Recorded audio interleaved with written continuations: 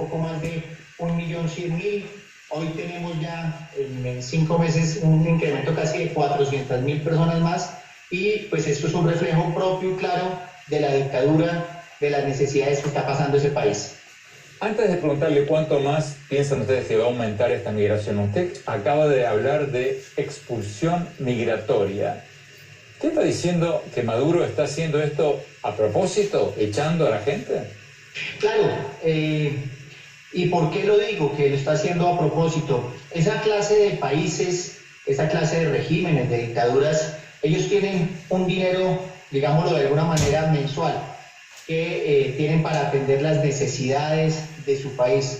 Y en la medida en que tengan menos población, en la medida en que esas demandas de servicios, de alimentos, de medicamentos, etcétera, disminuyan, pues van a poder distribuir mejor de alguna manera esos pocos recursos que tienen en esa población. Entonces es claro y evidente que es una estrategia de Maduro, de la dictadura de Maduro, seguramente apoyado con otros países, para que eso pase en Venezuela, seguir expulsando a su población, también a sus extranjeros que tienen allá, para que esos pocos recursos sean distribuidos de una mejor manera y poder cambiar esos índices de favorabilidad en un futuro, en 10, 15, 20 años.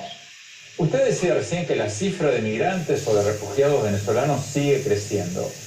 ¿A cuánto calculan ustedes podría llegar esta marejada de gente que está huyendo de Venezuela a fines de este año, y a cuánto en 2 o 3 años? Bueno, Andrés, primero, pues si las cifras, si la tendencia sigue como está hoy, podríamos estar hablando que a finales de este año, en solo Colombia, podríamos tener 1.800.000 hermanos venezolanos, de 1.800.000 a 2 millones. Solo en Colombia, la migración de tránsito en nuestro país sigue creciendo hacia el sur del continente, especialmente saliendo por Ecuador para llegar a Perú, Argentina, Chile. Esa es una migración también que está creciendo y que utiliza Colombia como lugar de paso para llegar a otros destinos. Pero si las cifras siguen creciendo al ritmo actual, ¿a cuánto podrían llegar en 2 o 3 años? Esa es una cifra ya más compleja, digamos, de identificar, pero nosotros tenemos varios escenarios. Hablamos de en 2 o 3 años podríamos estar hablando, si es una cifra razonable que tienda a la disminución, a 2.200.000. También tenemos una cifra superior de 2.800.000 y una zona más compleja de más de 3,5 millones de inmigrantes solo de venezolanos en Colombia. ¿Por qué hablo de 3 escenarios?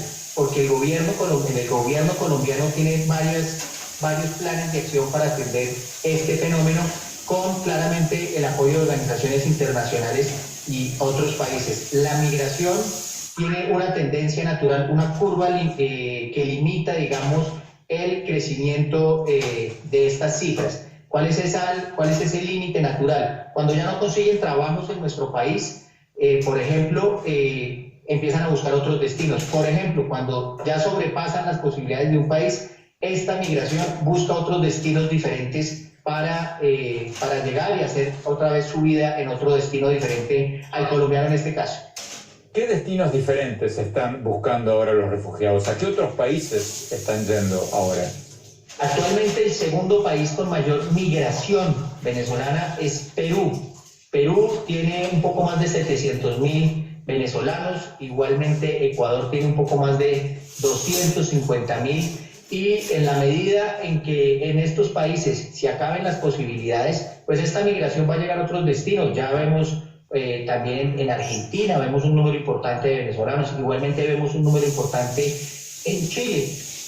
En la medida en que se acaben las posibilidades, las opciones laborales, especialmente en estos destinos, van a empezar a buscar otros destinos, con una gran característica, que la migración de Venezuela se está dando hacia el sur del continente, y se está dando hacia el sur del continente porque precisamente no les están entregando pasaportes para poder llegar a otros destinos diferentes que hacia el sur del continente. No están llegando a Europa, ya no están llegando a Estados Unidos. La migración se está dando especialmente vía terrestre hacia el sur del continente. Todos esos trayectos los están haciendo vía terrestre, algunos es más caminando desde Colombia hacia sus destinos finales. Vamos a Buenos Aires. Tamara Tarasiuk, ¿estás viendo allí en Argentina lo que estaba describiendo recién el director de Migraciones de Colombia, una creciente migración de migrantes y venezolanos cada vez más hacia el sur del continente? ¿Lo están viendo allí?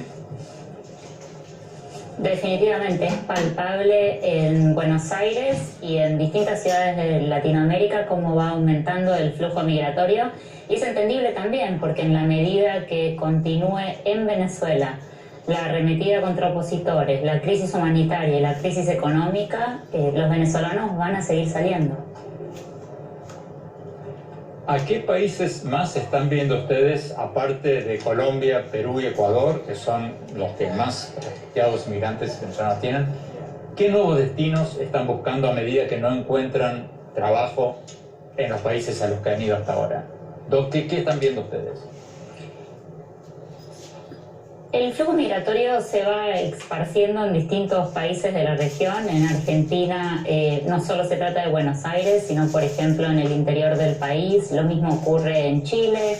En Brasil lo complicado es que cuando cruzan la frontera cruzan al estado de Roraima, que es un estado que está apartado del resto de Brasil, del cual es difícil salir. Y es por eso que allí en Brasil existen más de 10 campos de refugiados, que es una respuesta que no tiene precedentes en Latinoamérica. Y el otro destino que también es trágico son las islas del Caribe, porque lo que hemos visto en el último tiempo son naufragios de barquitos que tratan de salir de Venezuela hacia Curazao, Trinidad y Tobago, a pesar de la difícil recepción que tienen los venezolanos allí, y se exponen a muchísimos riesgos al salir de esa manera. Tenemos que ir a un corte. Cuando volvamos vamos a preguntarle al director de Migraciones de Colombia cuál es el perfil de los nuevos migrantes y refugiados venezolanos. Y más tarde, este estudio australiano del que les hablaba al principio del programa, que pronostica supuestamente el fin del mundo por el cambio climático en el 2050 o antes. No se vayan, ya volvemos. Con Cristian Kruger, director de Migraciones de Colombia, estamos hablando de las nuevas cifras escalofriantes de las Naciones Unidas, según las cuales el éxodo venezolano ya ha llegado a más de 4 millones de personas, incluidas 1.300.000 que están en Colombia, 770.000 en Perú, 288.000 en Chile, 263.000 en Ecuador, 130.000 en Argentina, 94.000 en Panamá. De ese total, muchos de ellos, 3.300.000, se fueron del país después del 2015. Sigamos viendo la entrevista.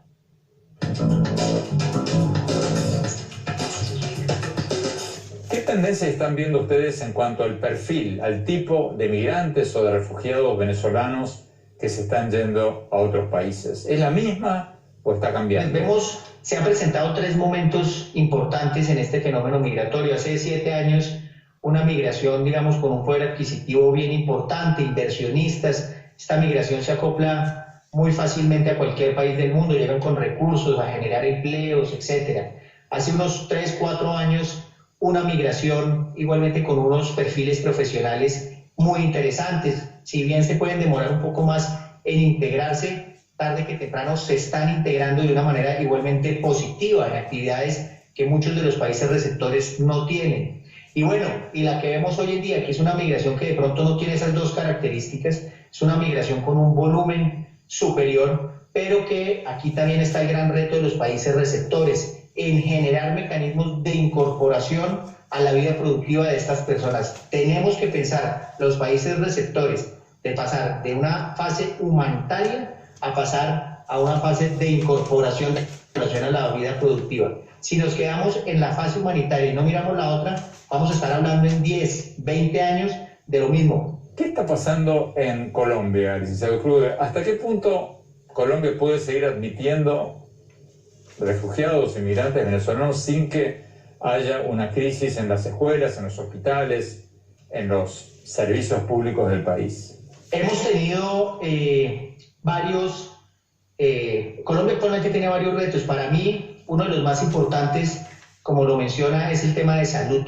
Pasamos en el año 2015 de atender un poco más de 1.400 venezolanos por urgencias a cerrar el año pasado en la atención de 132.000 atenciones de urgencias a venezolanos, personas que si no se atienden pueden morir. Entonces el reto de salud es muy complejo. vacunación, enfermedades que se habían acabado en nuestro país, las estamos volviendo a ver, por ejemplo, sarampión, enfermedades como la difteria, enfermedades de alto costo que no son atendidas en Venezuela, pues las estamos atendiendo desde Colombia. Entonces, el reto es muy grande, el Estado colombiano está asumiendo esos costos, pero todo tiene un límite, como se menciona. Y para eso la estrategia que se está adelantando por parte del gobierno nacional de solicitar apoyo internacional para la atención de este fenómeno, de establecer principios regionales similares para que todos tratemos este fenómeno migratorio de manera similar. Y esto porque si no lo hacemos de esa manera, se va a empezar a acumular la migración venezolana en un solo país. Y esto no es responsabilidad de Colombia, esto no es responsabilidad de Ecuador, de Perú, de Argentina, de Chile, de los países receptores, pero estamos hablando de seres humanos que hoy necesitan nuestra ayuda. Y qué bueno sería que otros países del mundo, europeos, de Norteamérica, igualmente recibieran migración venezolana y distribuyéramos este fenómeno a nivel mundial para hacerlo atendible. Pero ese apoyo internacional, licenciado Kruger, ¿está llegando?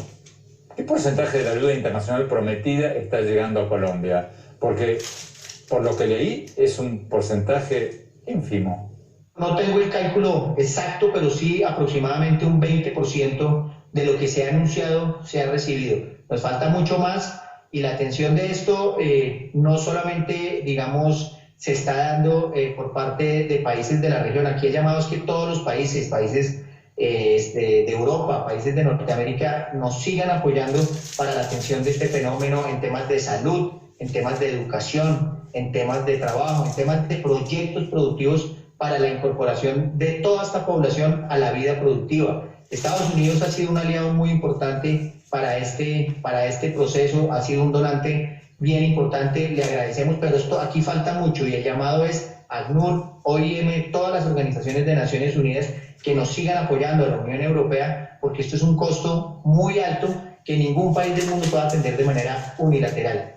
¡Wow! Solo un 20%, o sea que los países donantes hicieron el anuncio, sacaron la foto y después no enviaron el dinero. No, hay muchos que sí lo han dado, ¿sí? Hay muchos que sí han dado sus recursos, pero les digo que no es suficiente lo que se recibe. No podemos, es decir, tenemos que agradecer a aquellos países que han entendido esta situación y nos han apoyado. Desafortunadamente, a veces sí, como usted dice, no voy a mencionar países, pero sí hay algunos países que posiblemente pueden hacer anuncios y ya el desembolso se demora un poco más. Aquí el tema es urgente. Aquí estamos hablando que solamente en Colombia se están quedando unos 2.000, 2.500 migrantes venezolanos diarios. Hacia el sur del continente están saliendo otros 2.000, 2.500 venezolanos diarios. Y lo que queremos precisamente es que nos ayuden. Yo veo otros continentes, por ejemplo continentes europeos, que llevan 3 meses discutiendo quién va a recibir 140 migrantes que llegaron en una barcaza. Pues Colombia solamente recibe de 2.000 a 2.500 migrantes diarios y por eso la urgencia en el recibo de esos anuncios es muy importante, que entendamos que estamos hablando de seres humanos, que entendamos que estamos hablando de personas que hoy necesitan ayuda, no solamente de Colombia, sino de todos los países del mundo. A ver si entendí bien, de los 5.000 migrantes diarios, 2.500 se quedan en Colombia y otros 2.500 se van a otros países. Sí, más o menos, Andrés, estamos hablando de unos 5.000. Si uno hace el cálculo, recordemos que Colombia con Venezuela tiene poco más de 2.200 kilómetros de frontera, tenemos 8 puntos de control con ese país, y si uno hace el cálculo, si hace las sumas y restas de las entradas versus las salidas, encontramos que unos 5.000 diarios no están regresando a su país, 5.000.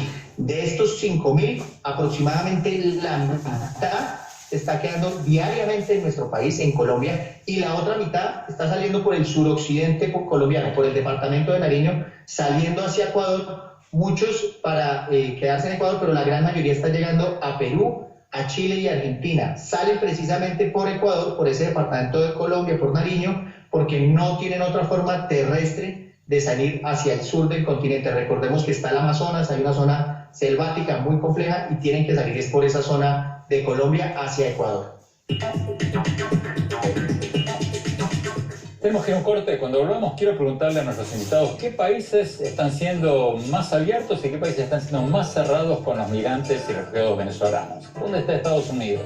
Y más tarde, Vamos a hablar del estudio australiano sobre el fin del mundo por el cambio climático. No se vayan, ya volvemos.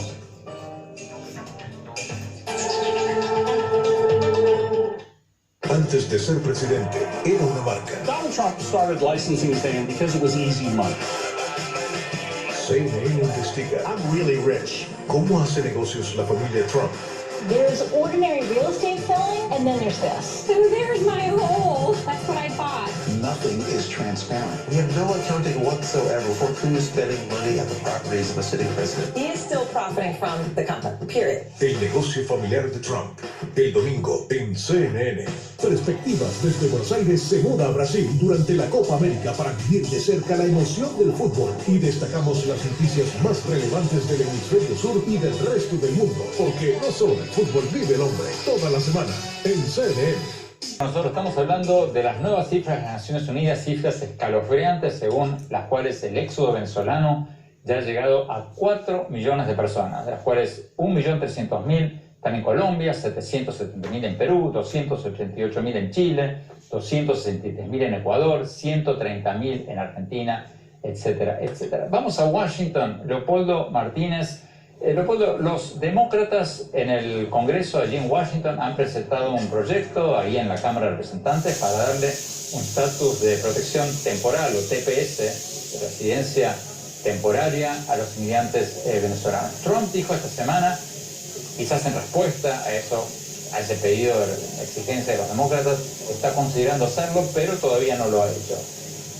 ¿Tú crees que lo hará? ¿Tú crees que el gobierno de Trump les dará estatus migratorio a los refugiados como lo han hecho en Colombia, en Perú, en Argentina, en varios otros lados?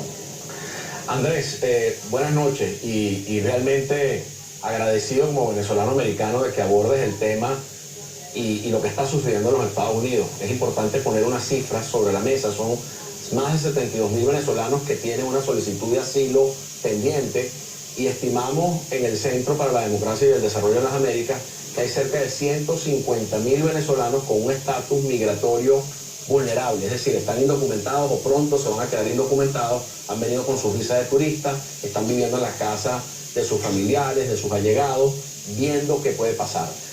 A mí me resulta inexcusable e inexplicable que hasta hoy la administración Trump y el Partido Republicano no haya avanzado con la propuesta de la protección migratoria temporal, porque la mayor parte de estos 150.000 venezolanos, que incluye también a jóvenes soñadores y a estudiantes que están por terminar sus estudios, son personas que constituyen una contribución efectiva, valiosa, positiva para la sociedad americana. El senador Bill Nelson hace más de 2 o 3 años hace 2 años le pidió a la administración Trump en una comunicación que lo hiciera haciendo uso de las facultades que tiene. Ese camino se cerró, la administración Trump no tuvo ningún interés en ofrecer este alivio migratorio y entonces hubo que abrir un camino legislativo. Ese camino legislativo tiene 2 expresiones, una en el Senado, del senador Bob Menéndez, demócrata de Nueva Jersey, y la otra del diputado por la Florida, Darren Soto. La de Darren Soto llegó a votación en el Comité de Asuntos Judiciales hace un par de semanas, recibió el apoyo de 20 legisladores demócratas, ninguno del Partido Republicano, a pesar de que Mario Díaz-Balart, republicano de la Florida, era coautor o apoyaba, co-sponsor de esta ley, no logró convencer a ninguno de sus compañeros del partido de que lo hiciera.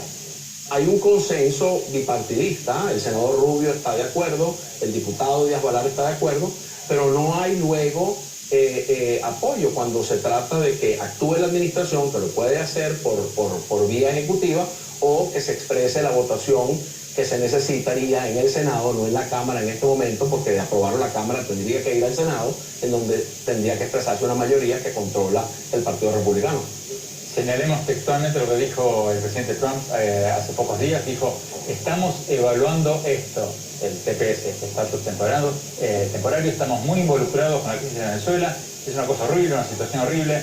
En 30 segundos, antes de ir a un corte, Leopoldo Martínez, hipocresía, decir que estamos súper preocupados, pero al mismo tiempo todavía no haber hecho nada sobre el estatus temporario, o qué palabra usarías para describir lo que está haciendo la administración? Una contradicción, Andrés, inexcusable, que se explica. Mira, hace poco el Washington Post hizo un reportaje que develaba las discusiones internas de la administración sobre el tema.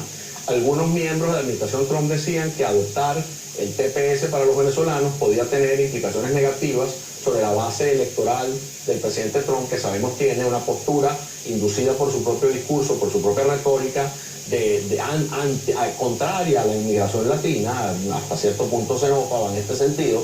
Y luego tenemos también que la administración Trump desde enero ha venido haciendo un ejercicio de hacer creíble la amenaza militar, el uso de la fuerza en el caso venezolano, y algunos de los funcionarios que participaban en esa discusión decían que ir avanzando con el tema migratorio podía enviar una señal de que no eran reales las intenciones de poner fin al problema en Venezuela en el corto plazo, el tema de la amenaza creíble. O sea que sí hay un poco de hipocresía, y sí hay también unas contradicciones en la administración Trump y en el propio Partido Republicano, que no tiene una actitud positiva, afirmativa, frente al hecho migratorio no solo de los venezolanos, sino de los latinos en general. Tenemos que ir a un corte. Cuando volvamos seguimos con nuestros invitados y más tarde el estudio australiano sobre el cambio climático que vaticina el final del mundo, el fin del mundo, por lo menos tal como lo conocemos, en el 2050. ¿Fantasía o profecía? Vamos a ver, no se vayan, ya volvemos. Con esta cifra ya llega a 4 millones de personas, 1.300.000 de ellos en Colombia, 770.000 están en Perú, 288.000 en Chile, 263.000 en Ecuador, 130.000 en Argentina, 94.000 en Panamá, etcétera, etcétera. Vamos a Buenos Aires. Tamara Tarasiuk de Human Rights Watch. Me llamó la atención lo que nos dijo Kruger, el director de Migraciones de Colombia, que apenas llegó el 20% de lo que prometieron los países donantes para hacer frente a esta ola de refugiados. Ustedes en Human Rights Watch están siguiendo el tema de las donaciones. ¿Es realmente tan dramático? ¿Qué está pasando? Lo que está pasando, Andrés, es que estamos ante una situación que es totalmente excepcional. Y si bien en la mayoría de los casos en Latinoamérica los gobiernos han recibido a los venezolanos, lo que está pasando es que se enfrentan ante una situación muy complicada. Por ejemplo, Perú hace unos días anunció que imponía un requisito de visa para poder ingresar al país para los venezolanos, que tienen que aplicar en 2 consulados en Venezuela o excepcionalmente en Colombia y en Ecuador, y eso lo que hace es hacer más difícil el tránsito y el manejo de la gente. Todo esto requiere fondos, y Kruger tiene razón, esto es algo que no puede responder un solo país, y que requiere un apoyo internacional mucho más fuerte del que ha llegado hasta ahora.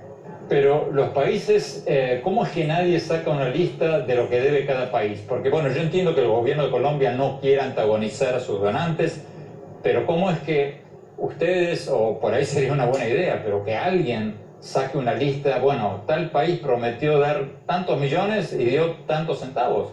¿Cómo es que nadie lo ha hecho hasta ahora, si es tan urgente el tema? Tamara. Lo que hay es una publicación de Naciones Unidas que establece un compromiso de la comunidad internacional para aportar a tratar el tema de migrantes venezolanos en la región principalmente, y se establece, la información pública que hay es la que da Kruger, de cuántos fondos han llegado, pero todavía no se sabe en detalle qué es lo que, quién no ha enviado qué. Quizás no sería mala idea, te la dejo como idea, Tamara Tarasiuk. Leopoldo Martínez, muchísimas gracias por habernos acompañado. Quizás no sería mala idea hacerlo porque no se vale que los países se saquen la foto, presuman de que van a dar tanto y después no lo hagan. Vamos a un corte rápido. Cuando volvamos vamos a hablar sobre este estudio australiano del calentamiento global, según el cual el mundo podría acabarse, por lo menos tal como lo conocemos, en el 2050. ¿Profecía o fantasía? Vamos a ver, ya volvemos.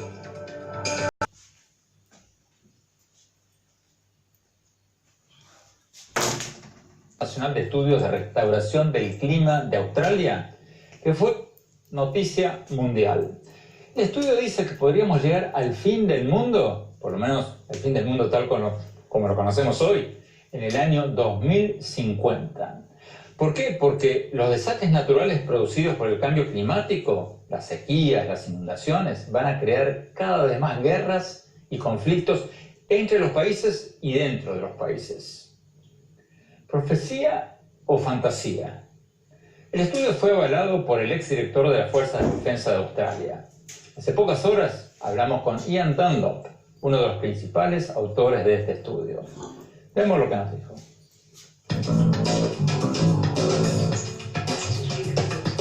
Señor Dunlop, muchas gracias por estar con nosotros. El estudio de ustedes dio la vuelta al mundo, fue noticia en todos lados y muchos titulares dijeron o citaron el estudio como diciendo que ustedes dicen que el mundo se podría acabar en el año 2050, o por lo menos que el mundo podría estar en un riesgo existencial en el 2050. Acabo la pregunta, ¿esta forma en que se dio la noticia, está bien, estuvo bien o fue un poco exagerada? No son realmente exagerados. El punto es que si seguimos emitiendo carbono a la atmósfera al ritmo en el que lo estamos haciendo, en gran medida mediante el uso de combustibles fósiles, potencialmente podríamos arriesgarnos a que la civilización humana, tal como la conocemos, esté en riesgo y se acabe en el 2050. Habría un mayor grado de caos social en todo el mundo.